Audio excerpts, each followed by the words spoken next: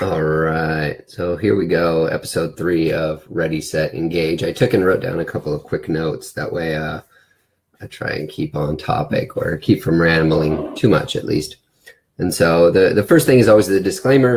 The views expressed here represent mine and mine alone and do not reflect that of my employer or any organizations that I'm affiliated with. Ready, set, engage again is this idea that sometimes we overthink stuff and we spend so much time thinking about whether we're doing the right thing and so on. And so engaging is about, instead of running or fighting something, just engage to understand, just dig in a little bit to understand.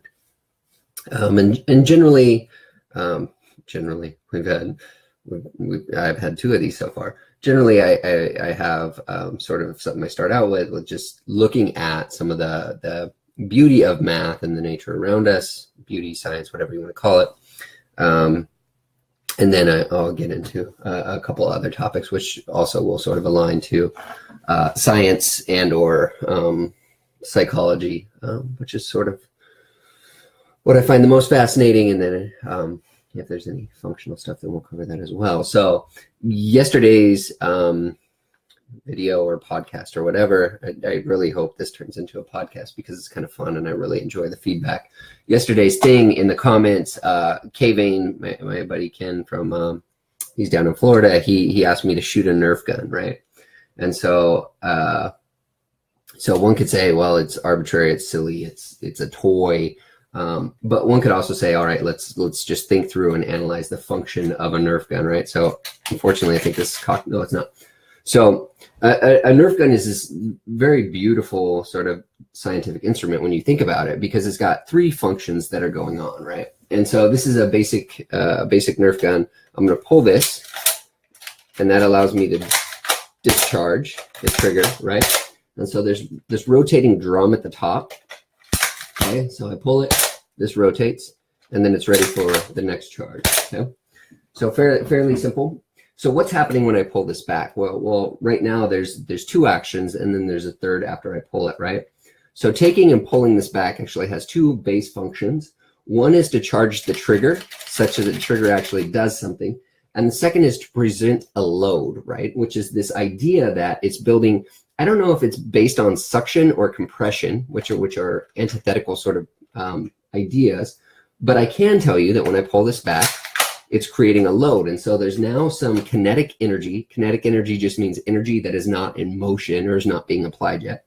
So there's some kinetic energy that's built up inside of this, and we've set this trigger. And so this trigger is actually a mechanism that allows you to release that load that you've now created, that kinetic energy, okay? So the 2 functions of cocking this are, one, to build that charge or that load, and then the second is to set the trigger, and the trigger just allows us to then release that load. And then when I release that load, I'm glad that the drum actually spins when I release it. I didn't actually predict that, but it's a mechanism that's similar to firearms in general, right? So I've got, I like Smith & Wessons. I've got a couple Smith & Wessons pistols, and basically, they have a similar mechanism like this, okay? But instead of doing both of those actions, instead of charging a load and setting a trigger, it simply sets the trigger, okay? And so when you shoot a Nerf gun, you're now releasing the load, you're releasing the trigger, you're making it innate again, and you have to build up that kinetic energy. In a firearm, what's interesting is they've inverted the mechanism, right?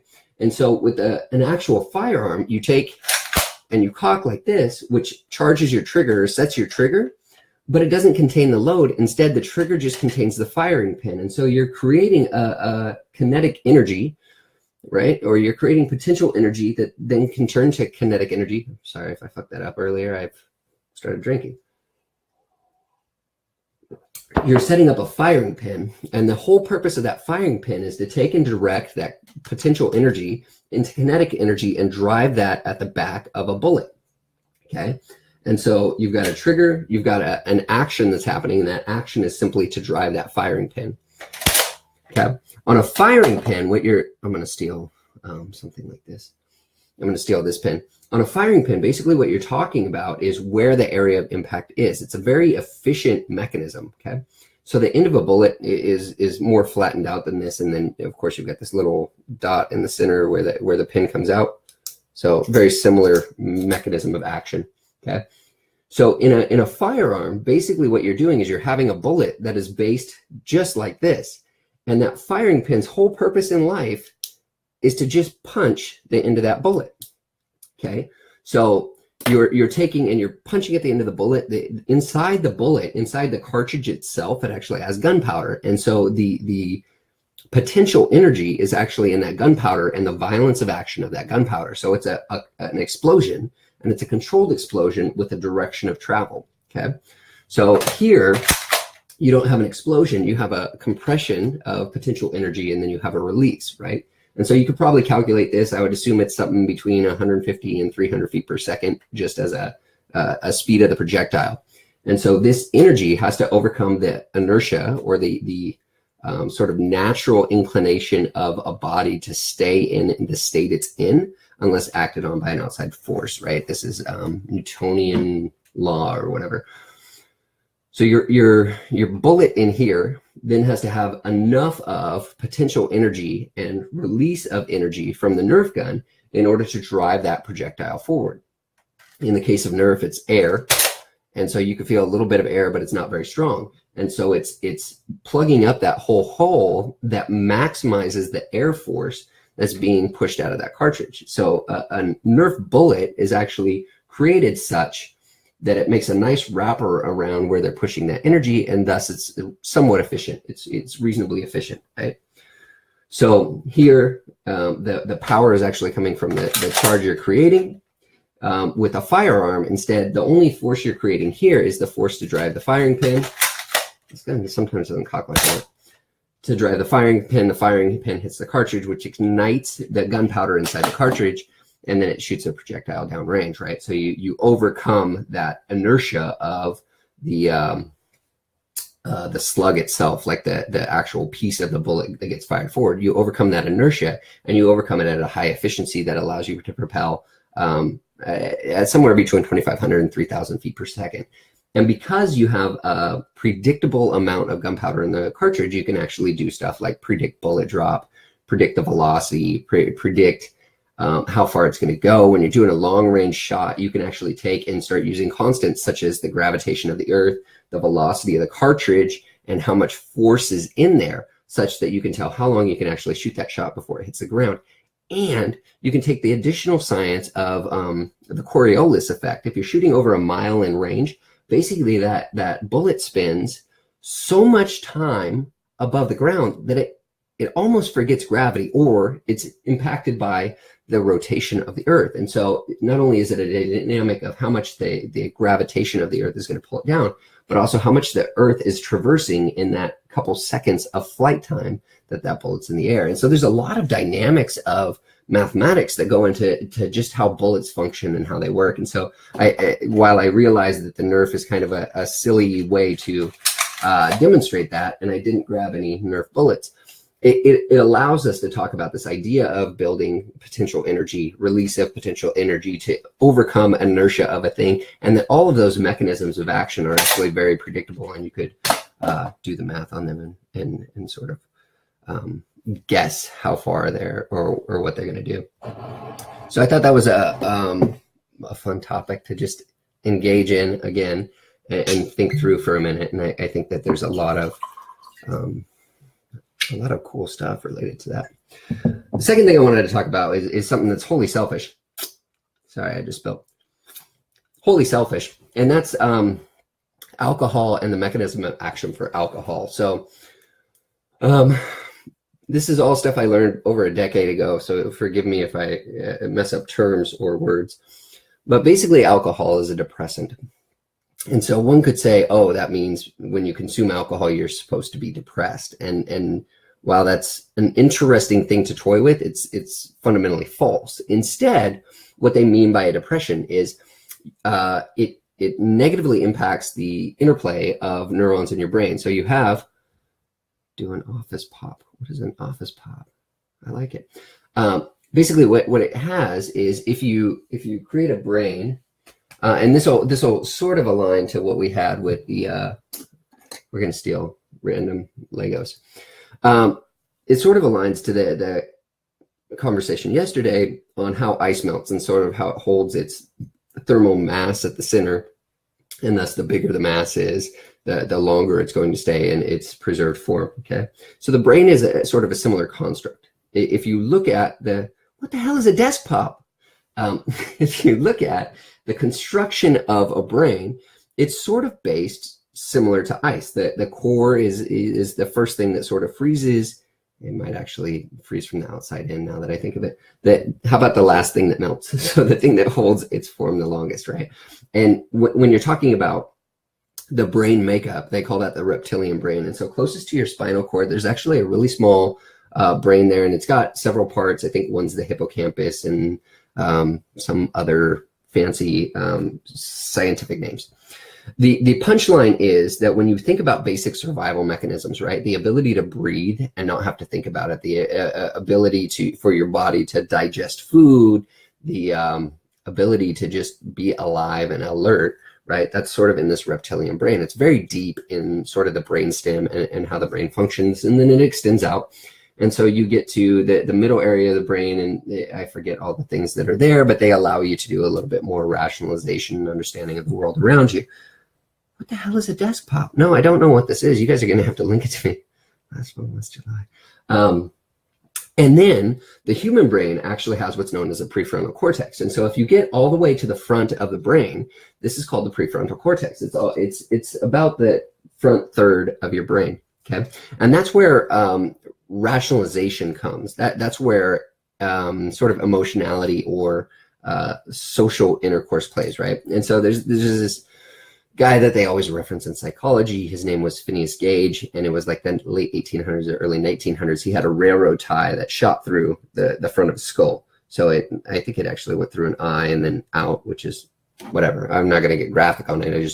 He had something go through the front of his brain. So it pierced and kind of destroyed the prefrontal cortex.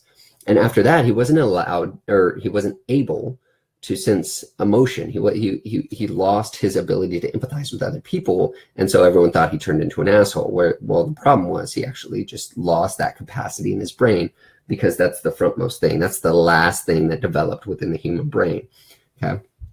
So when we look at a brain map, and we think about the mechanism action of alcohol and depression, basically we're looking at how the brain, it has been structurally formulated, and then reverse engineering it, okay?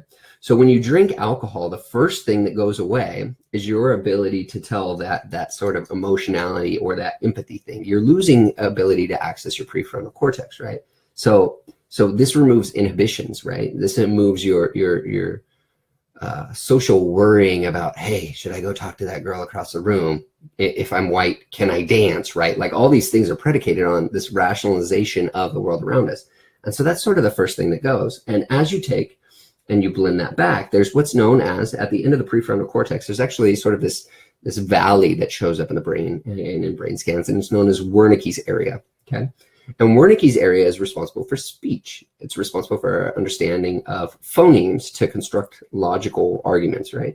And so drunk people, first they lose their ability to rationalize the world around them in the sense of understanding if that girl really likes me, or if I'm totally missing her cue that she wants me to fucking go away. And then you get into the Wernicke's area, responsible for communication, and all of a sudden you start to slur your speech. You almost seem like somebody who's had a stroke, unfortunately, and that's something that happens there as well. So you go from the ability to rationalize the world around you and understand social context into you're starting to lose your ability to speak. And then you start getting into this somewhat scary function where you start to lose the ability to keep your eyes open or maintain cognitive control of your body mechanisms, right? And so like if you get super, super pissed drunk, you may actually piss yourself. You may actually have like superly blurred vision. You start to become really stupid, right? Which isn't a bad thing. It's actually interesting in that progression through here. And then, of course, if you drink too incredibly much, did you just yell, America? I should yell, America. And then if you progress too much, you start getting into that reptilian brain, right? At your brainstem, if you've overcome all of this and got down to that brainstem. When the brainstem shuts down, you die. That's mortality, right?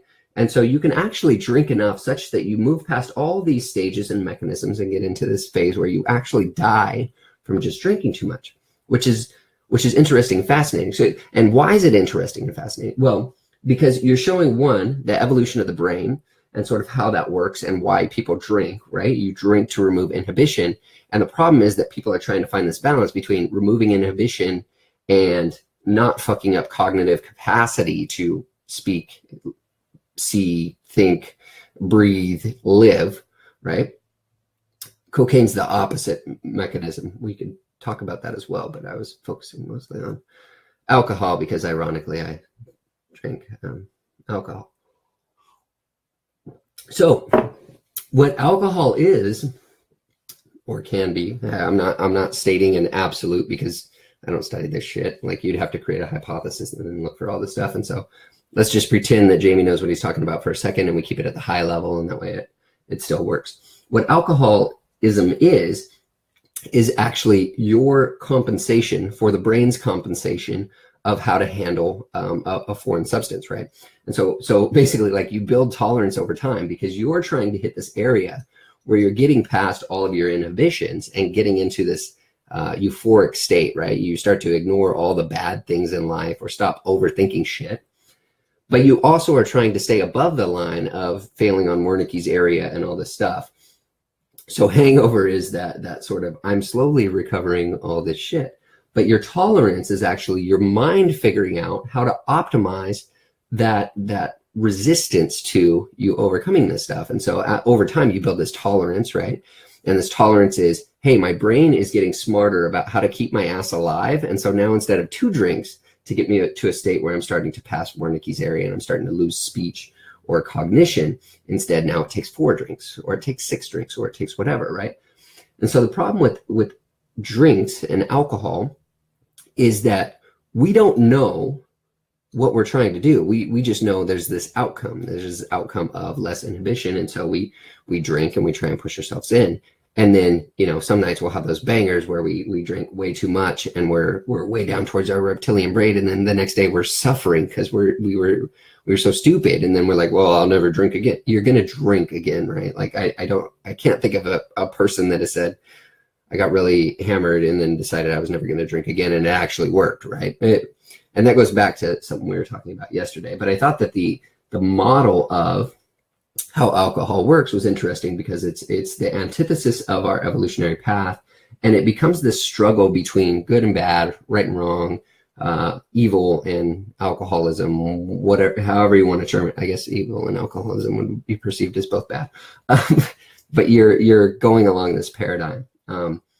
And so for me, I'm always trying to silence my thoughts and my rationale. Like I told Patty a couple of weeks ago that, like, when I have a drink, I'm trying to retard or depress the amount of thoughts that are happening in my head such that I just don't have too much thoughts, which is ironically why I started a pseudo podcast on Facebook Live, because I have too many thoughts and sometimes they get the better of me. Hopefully that makes sense. We sort of tease the idea of necessity and like alcoholism and right and wrong. We talked about that a little bit last time as well. And so I think it's an important thing. And I wish I could credit the psychologist I read, because he talks about this term called masturbation, right? And hopefully it sounds pretty funny because it's intended to be funny. I'll post it here in the chat and somebody can, if they're bored, look up who coined the term. But the thing about it is, like, we wind up creating this construct of, I have to do this. I must do this. I need to do this. And that's interesting, but it kind of plays on that good and evil, right? We need to go on a diet. Well, you don't need to do a fucking thing, if I'm honest. You can decide and you could choose to go on a diet. But if you say you need to go on a diet, I'd predict you're more likely to fail, because you're trying to aim for that greatness on the other side of good, instead of just that center point of, I have a series of small goals and I want to get somewhere, right? And so masturbation and needing, somebody asked me, they said, how do you quit sugar? And I said, well, start with getting rid of the no-brainers, the no shit things, right? And so the cola and juice, and I used to drink a Red Bull and then two Coca-Colas in the morning, which is just frightening because you're consuming basically, I think Red Bull is 28 grams of sugar, which is like 7 teaspoons of sugar, like dumping 7 things of sugar in there. And then your Coca-Cola is, I think, 40 grams, which is 10 teaspoons of sugar. And so like you're building this mass of sugar. And then you have some caffeine, and caffeine's interesting. And, you know, caffeine is, what was the term? Jordan Peter used something like a cognitive agonist, right? Something that increases the use of brain function. And so from a what does cocaine do? It's a cognitive agonist, and it sort of acts as a catalyst for your functions. But so when you set up this thing of I must do this, I need to do this, then it becomes very hard because now you're resisting this. Oh, I've got to do this because it's the greatest goodness, right? You're not going to fucking transcend from giving up cake, right? It's just not going to happen. I hate to burst your bubble. You're not going to transcend from saying I'm going to go on the fucking Oprah diet and I'm only going to do the Oprah diet. Because that's setting it up as this transcendence, right? The Oprah diet isn't a fucking thing where all of a sudden you win. There is no win on that, right? The diet is basically you committing to an outcome or a lifestyle. And so what I would prefer we do, instead of just saying, hey, I need to do this diet, fuck that diet. Just forget it, okay? Start setting smaller goals that lead to your outcome, the outcome that you want. And so the outcome I think you generally want when you're going on a diet and needing to diet is actually you're looking at either removing sort of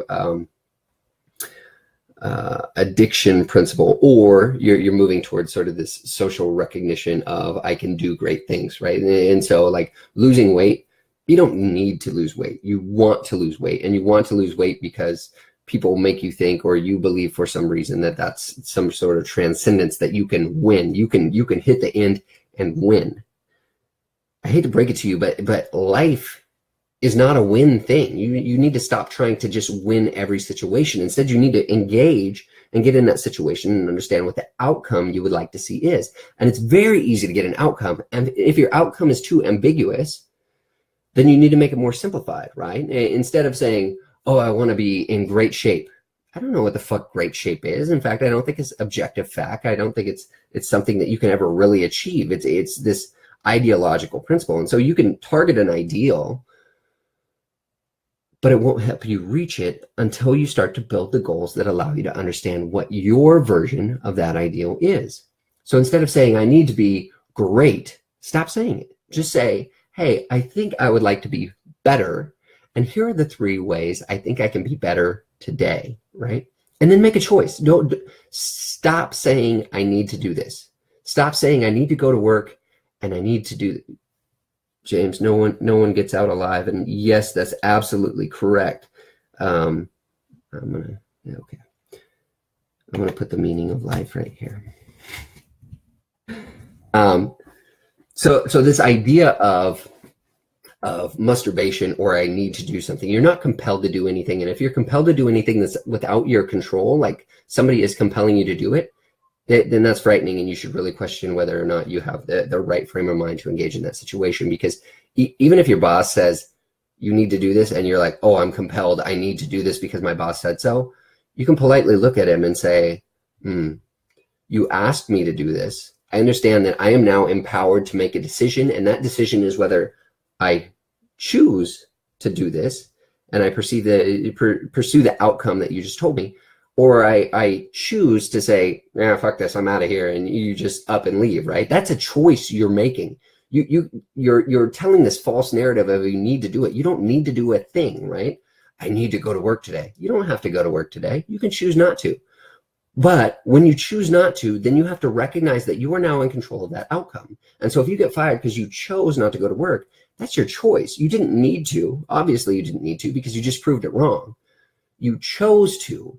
And if you start choosing to do things, choose to do 2 or 3 things in a given day. Don't set on, I need to do all this shit and I need to solve the problems of the world. Instead say, oh, I would love to solve the problems of the world. And I think that 3 things I can do that guide me closer to solving the world today are this, that, and this. And they could be really fucking simple tasks, right? Like today I decided I don't need to do shit. It's a Sunday, but I'm going to choose to engage in it in a way that I find meaningful. That's powerful, right? And so I asked Maddie, do you want to go to the park? Usually I like sit in the game and watch Bob Ross and think about the musicality of his actions and bullshit and bullshit and bullshit. Today I chose to go to the park, and we ran around the park, and we chose to engage with other kids in the park. And so we had like 2 or 3 kids running around playing hide and seek with us. We didn't have to do any of that. There's no necessity. There's no must, right? And so when you stop saying, hey, I have to do this, it's a must that I do this, I need to do this, you're taking and you're trying to give control to somebody who shouldn't innately have it. Instead, what I would prefer we start doing is just saying, oh, I was going to add positivity, is I chose to do this. Positivity on Facebook. I chose to do this, and this is the outcome I'm seeking, right? And so I chose to engage with my family. I chose to take Maddie to the park. We had a great time. It was a lot of fun. I chose to hang a couple shelves in the closet. I chose to drink this alcohol, and now it's something I have some semblance of control over. James talked about no one gets out alive. And so it's right. No, but the merit of life is that it's a trajectory or a path towards death, right? And so often we take and we visualize or create this dichotomy between the two of, well, death is bad and life is good, and we need to have more good than bad. Well, I hate to break it to you, but we all die, and so it's not really a bad thing. It's just a thing that happens and a thing that exists. And you can take from that whatever meaning you want.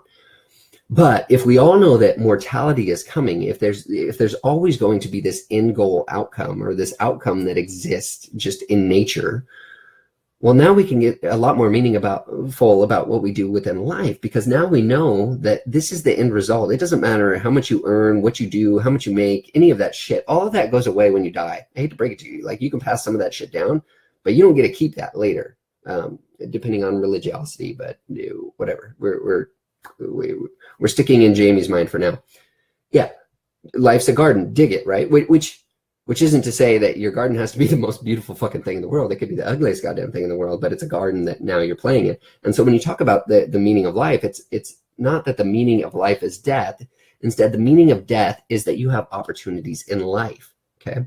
So now you have this thing that you can engage in, that you can find meaning in, that you can set goals in, and you can feel fulfilled in, but you don't necessarily win and transcend it. And I'm going to go out on a limb here and say that no matter how much good you do in the world, you're not going to spontaneously combust and go up to heaven as this immortal being and God in and of yourself. Like, some religions have that, but if you read most religions, then generally they say, like, you have to spend a lot of time doing good things and having smaller goals to get to a spot where you've reached some sort of finality of ultimate good. And so, whatever. So the meaning of death is actually life. And if the meaning of death is life, then it's not good and bad. Instead, it's something to engage in, think about, and enjoy while you're here. So think about how you can best enjoy the world that you're engaging in through engagement and meaningful engagement, right? Set goals, and they don't have to be save the world. They can be all the steps between here and there. I guess I've been talking about small goals. I wrote small goals.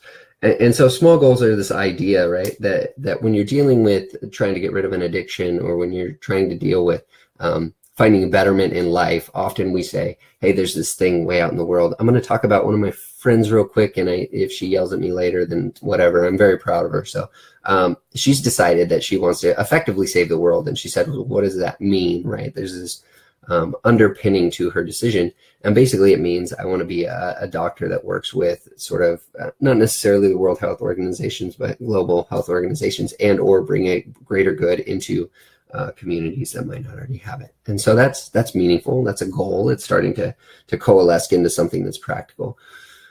And so she's got this goal of becoming a doctor and then engaging in very meaningful work. And so what are the steps to do that? Well, one, she had to quit the job that she was at, and then she had to get into pre-med school, and she had to do a year there, and she went to a very prestigious school. And then you get past the pre-med, and as she's getting close to the end of that goal, she has to set her next goal, which is getting into med school. And so she got into a very prestigious medical school, and she sort of had smaller goals of finding the most practical and the most affordable and the most reasonable and rational and so on and so forth. And so she got into a school that's actually not costing her as much as some of the other ones, but it's incredibly prestigious. And now she's going through those series of smaller goals. She's basically turned her life into a project, and she's using program management to define what's known as a work breakdown structure, right? Just these smaller digestible chunks of steps you need to do in order to get to that final goal.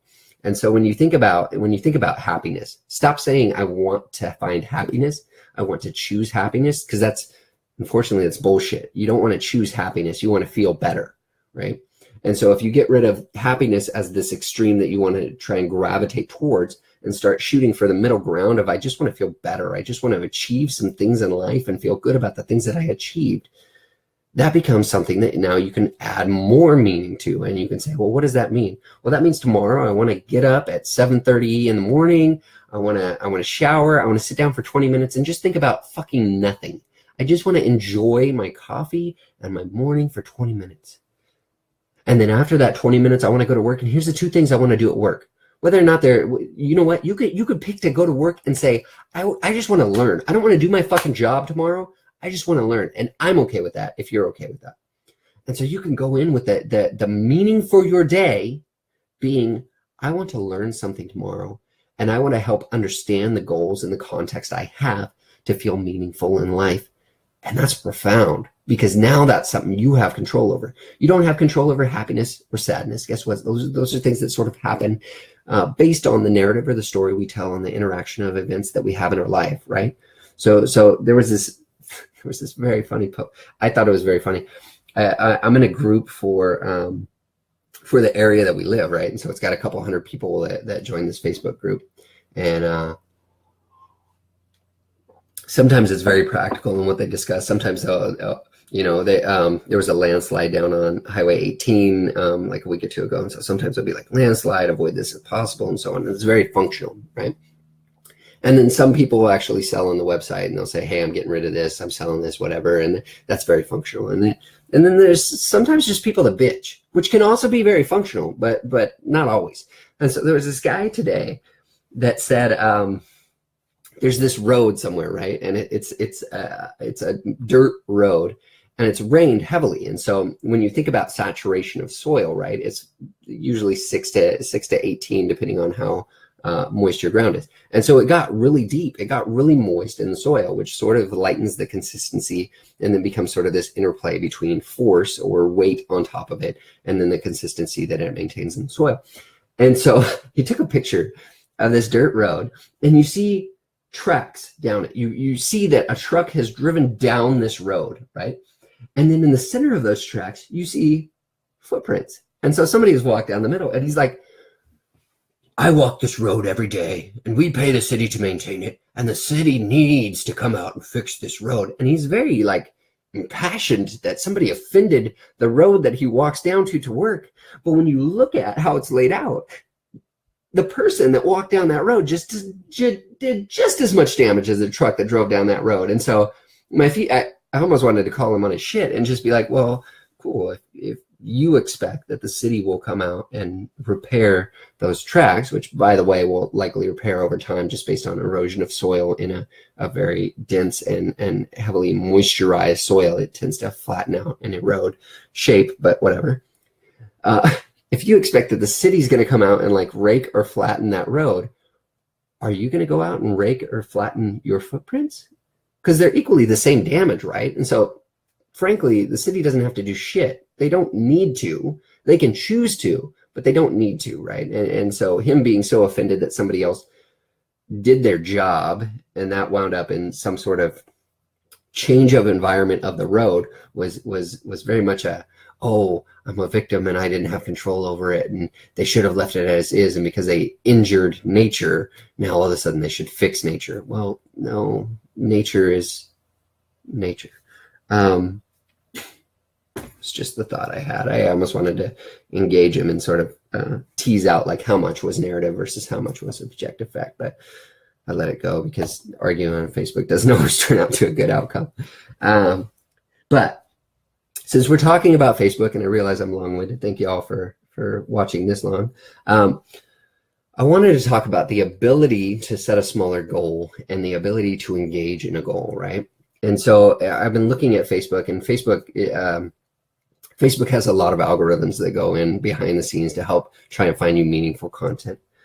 And while that's interesting, it's got them in some hot water lately. So let's take and think about the constructs they have.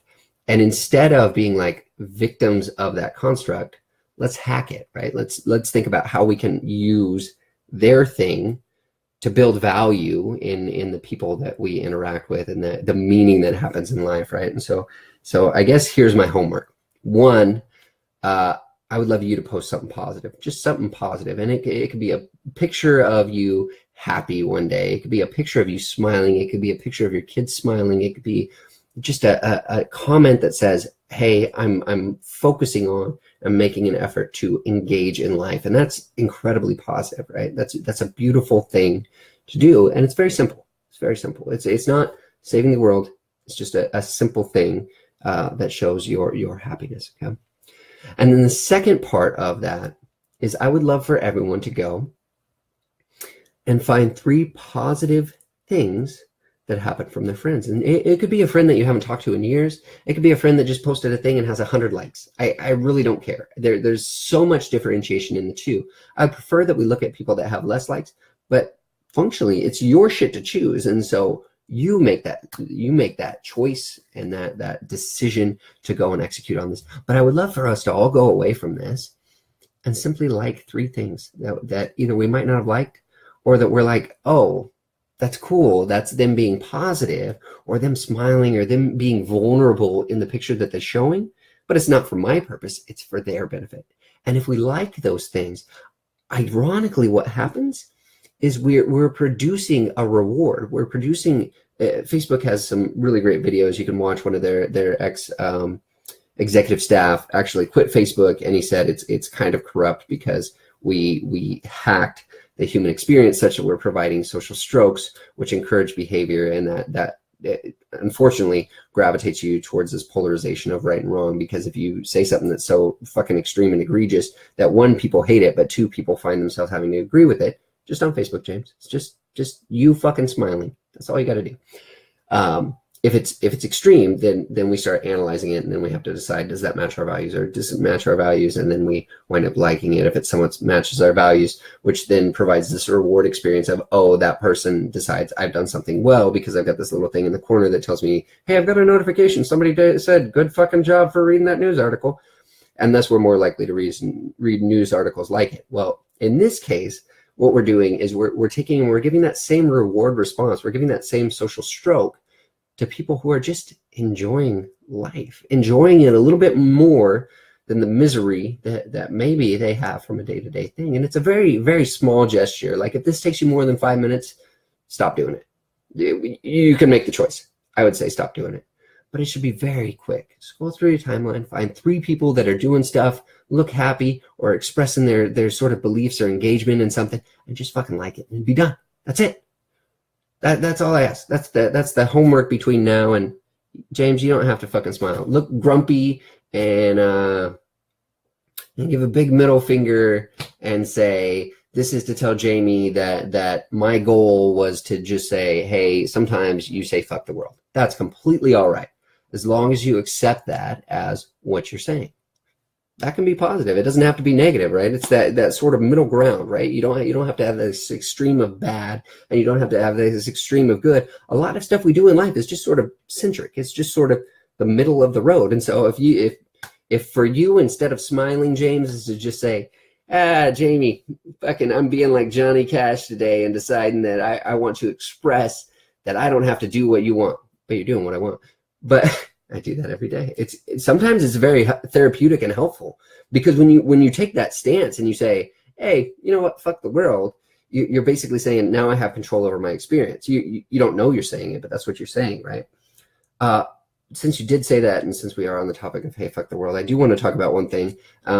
Jordan Peterson talks about nihilism, and he goes into a little bit of Columbine and Sandy Hook and the manifestos that they had. Those are very, very dark things, right? And so when I talk about being more centric and I talk about driving away from good and evil, it's this idea of becoming more centered and setting goals that are achievable, right? One of the things that showed up in the manifestos, or whatever the fuck you would call them, for those individuals, was that they believed that because there wasn't good and evil in the world, that meant life is meaningless, and thus they need to help end life, because if life doesn't have meaning, then they're actually driving people towards transcendence.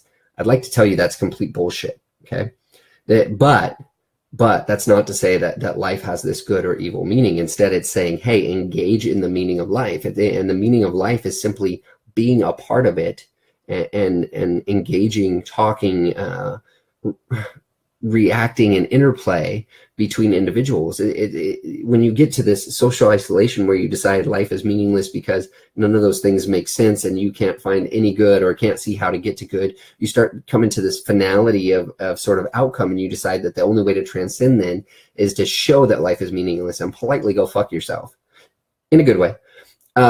Sometimes in a bad way, especially if you're one of those characters. But the point is, like, it's not that life is meaningless. It's sort of, there is no prescribed meaning to life, which means it's your fucking campus to paint whatever you want. You could say that good is the meaning of life. You could say that evil is the meaning of life. I really don't care.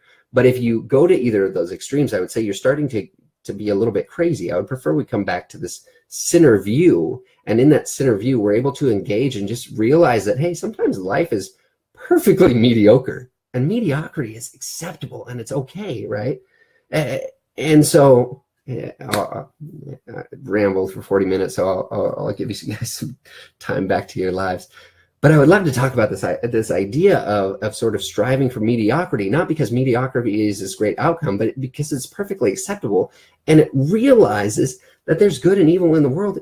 And when you balance those forces, or you realize that you're shooting for a shorter target than this wild transcendence outcome, then all of a sudden you have a lot to learn and engage with, right? Yeah, I will talk about video games, so maybe we'll touch on this a little bit. I have this problem with League of Legends, right? And it's a very popular video game. The problem is that people get in and they decide on sort of this finality of outcome, and that becomes the only thing that's important: winning, right? You've got to win. When you think that you've got to win, you create this undue stress of, now there's this finality of outcome and you have to drive to it. And if you don't make that, well, now you're a complete failure. Well, sure, you didn't reach that one goal that you had. But what if instead of saying, hey, the goal that I want to achieve in this match is to win, instead you say, hey, in this match, I want to get 5 kills. I want to play with my team, and I want to learn a little bit about the meta game that's going on inside of here. If you do that, you can win or be winning every fucking match. You don't have to win the game to win on your goal and that outcome. And so again, when we're sort of driving to this centricity and away from the polar ends, and just decide on, hey, what's the outcome I want to achieve? What's the small goal that's something I can execute on and was within my power, not based on the variables of the 5 people on my team and the 5 people on the other team. Well, now you actually have something that's meaningful that you have control over. So I think that's a beautiful and wonderful paradigm. So yeah, the things I would ask, I believe that we should all have a choice. My choice is, I love seeing the beauty. That's great. So yeah, I know I rambled a lot. So which is funny because I believe in pasiloquy, or being pasiloquous, which is brevity of speech. So we talked about a couple of things. One is sort of that homework, right? Just post something that you find positive in your life. Smile, something, maybe it's your animal you love, your child you love, your truck you love. I don't care what it is, just something positive. And then accept if people like that. And go out and like 3 things from people that are doing the same thing, right? Help spread some sort of positivity. It's not transcendence. It's just bringing that scale a little bit lighter, a little bit better towards good. And if we can all do that, imagine the shit that we can make happen in the world. I think that's all I have for today. Thank you all so much for watching and listening. And yeah, that's ready, set, engage.